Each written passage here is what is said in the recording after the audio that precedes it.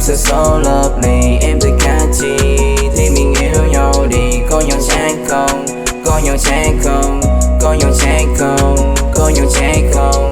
Tell me cutie, môi hôi candy, có viên strawberry. Em sẽ so lovely. Love you my babe, love you my babe, love you my babe, love you my babe. Sorry sorry, em thích cookie, baby make me. Sao không trách đi khi anh sâu đồng, rồi đi flow khi cho anh đó trái tim em mình chìm sâu nhau.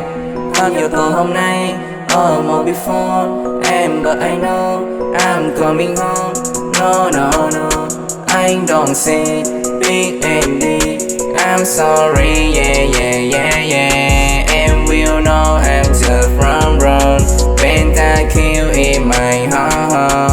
No she say fluff fluff fluff fluff fluff. Sorry my bad, yeah em sẽ so lovely. Sorry my bad, em sẽ so lovely. Trong the cutie như là candy, trong the cutie như là candy. Sorry my bad, yeah em sẽ so lovely. Em sẽ so lovely, em sẽ so lovely. Trong the cutie như là candy, trong the cutie như là candy. Sorry my bad, yeah em sẽ so lovely. Em thật catchy thì mình yêu nhau đi. Có nhau chắc không, có nhau chắc không, có nhau chắc không, có nhau chắc không. Trong cái cutie, môi hôi candy, có viên strawberry.